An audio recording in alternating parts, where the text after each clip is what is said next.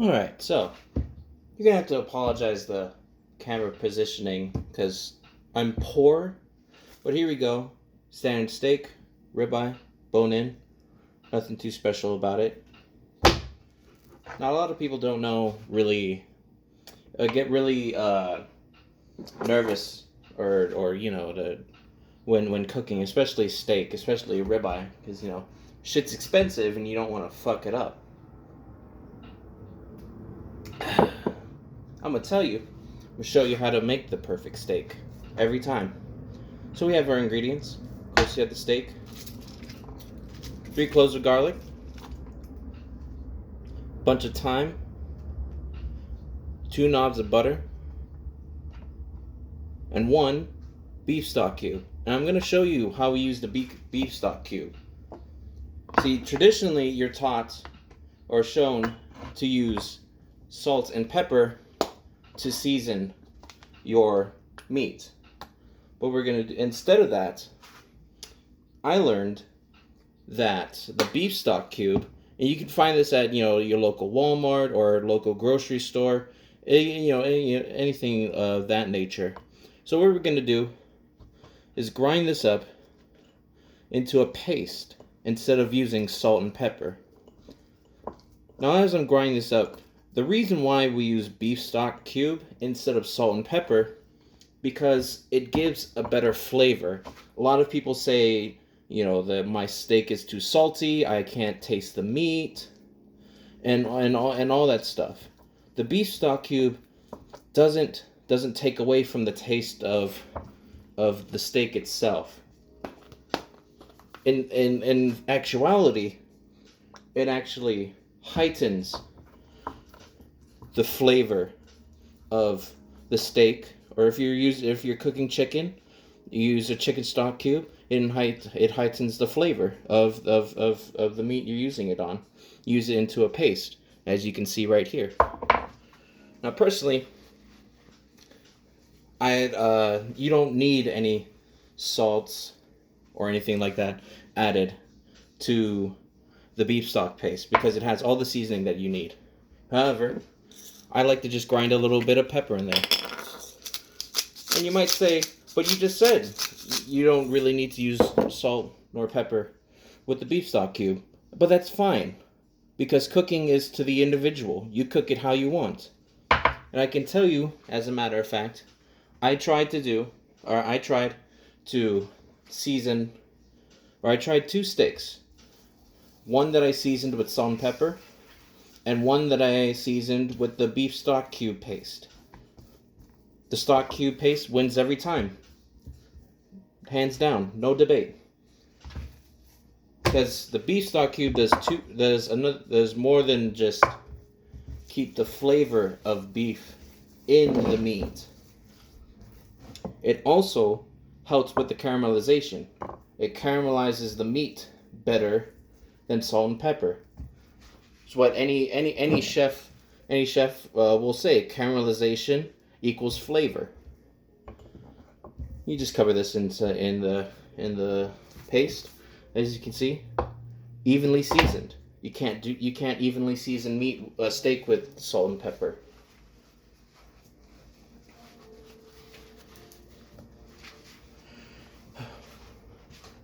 So right now, just having my pan heat up just a bit.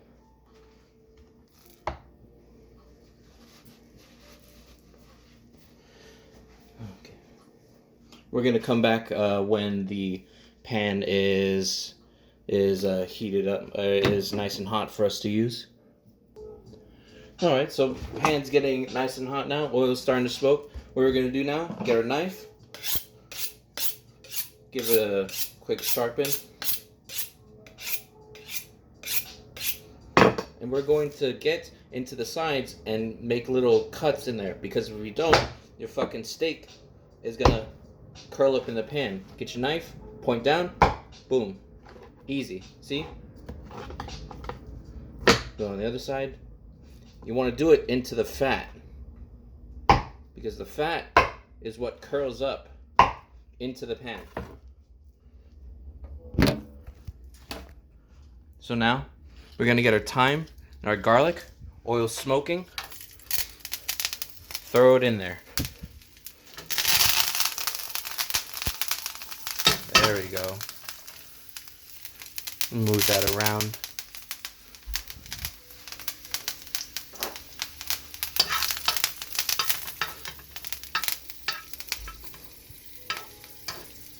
Alright, grab our steak.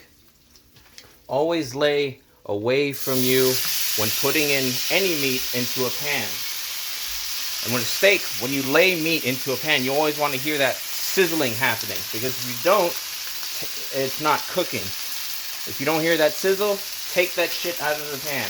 Take it out. That simple. So as you see here, the reason why we put the garlic and the thyme in there is just to add more flavor to it. So I'm gonna go ahead and move this over closer to the steak. Move the oil a bit. There you go.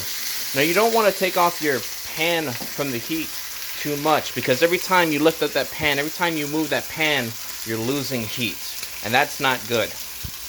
As you can see, and well, yeah, there. Now, as you can see, it's already starting to caramelize, and that's what we want. We want to get that caramelization, get that nice, beautiful flavor from the steak. Now it's cooking. You get your garlic, or get your tongs, or whatever you have. Start squeezing the garlic. You're squeezing the flavor out of it.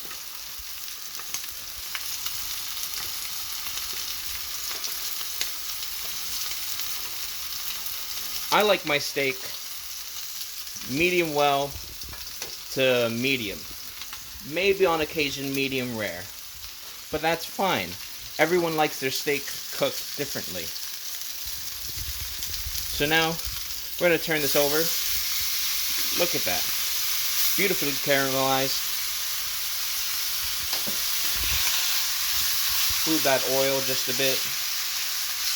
And as you can see, our steak hasn't curled up in the pan. Smooth the thyme.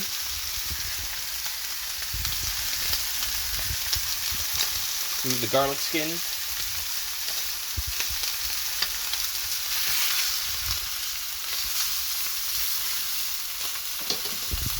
Now, a lot of people get really intimidated with cooking a steak, and the reason is why, because they don't know when how or when their steak is cooking. They don't know how to tell what rarity. There's two ways you can tell how a steak is cooking. One, by feeling it. By feeling it, you're basically feeling the meat. And when it's bouncy, really bouncy like this, it's still rare. When it starts to get a little firm, like right here where I'm touching, that means it's right around the medium, or starting to get medium well, depending. And when you get really when you start to get to really firm, that means your steak has become well done. But fuck well done steak. So we're gonna do that. So now we're gonna add our butter. 2 knobs of butter.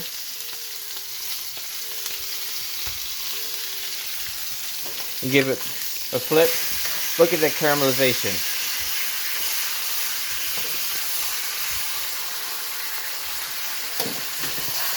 Put it all around. The other way you can tell how your rarity of steak is just by looking at it.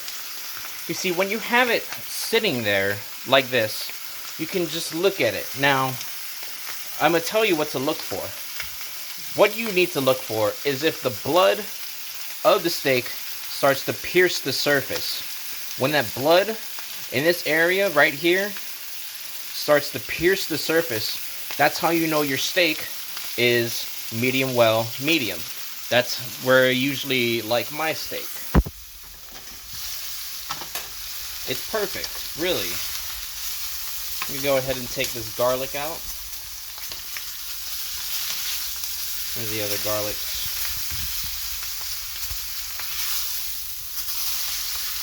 That's fine. Boom. You add that in there.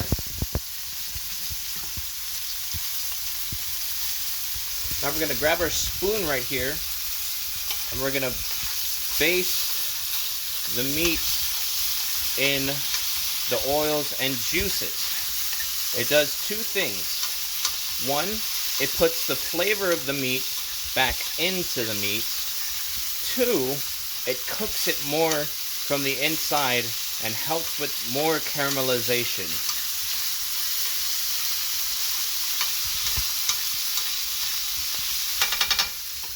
And we're gonna get that turn around.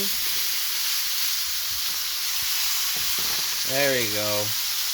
All that caramelization. Perfect. We're gonna give that about a minute, minute and a half to cook. We're gonna do the feel test. That sumbitch is medium rare.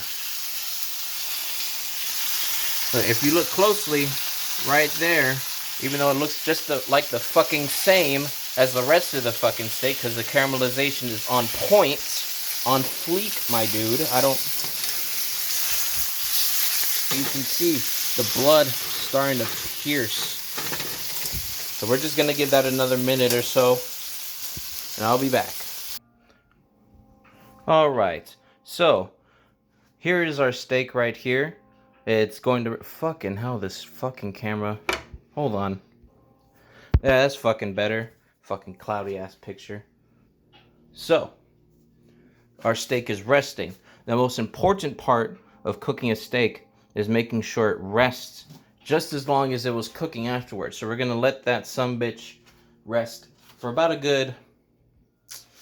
How long has it been? I don't know. 4 or 5 minutes or so, which gives us enough time to make a sauce. Now, a lot of people have a fucking, I don't know, like a fucking haram against steak sauces, but I'm gonna tell you exactly how to make a steak sauce. You see all the remnants in here, all the juices and shit in here? Why let that shit go to waste? Why waste it? So what we're going to do is fill this sumbitch with some water.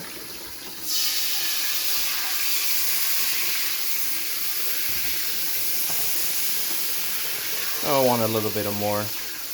Perfect. Bit of water.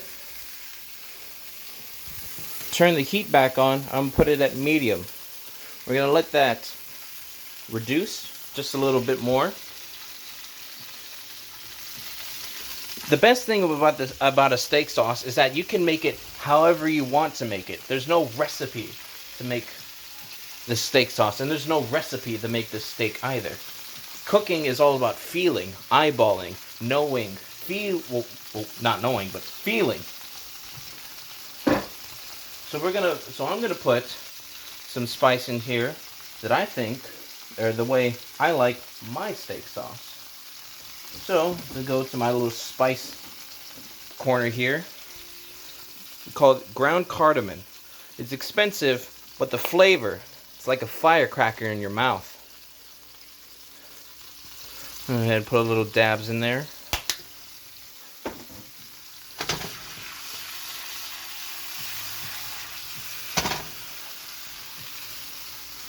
It's a nice, almost like sweet, almost like tangy taste that'll work perfectly with our steak that has been cooked with virtually no flavor except the flavor of steak or beef, to be more specifically. And that's all we need. So we're going to reduce this down. Reducing the sauce down concentrates the flavor. Once we concentrate that flavor, we provide the steak with more intensity. But you don't have to use the steak sauce. You really don't. You can maybe use this sauce for let's say, the sides. You maybe have some potatoes on the side, maybe some mashed potatoes on the side. Pour this over the mashed potatoes. I promise you, it'll be delicious. You have maybe some, I don't know, some side of veggies. Use this sauce and instead of dressing or ranch. Perfect. It's easy. Cooking is made to be easy. So we're gonna let this reduce for a bit, and we'll be back once this is reduced down to the way I like it. All right.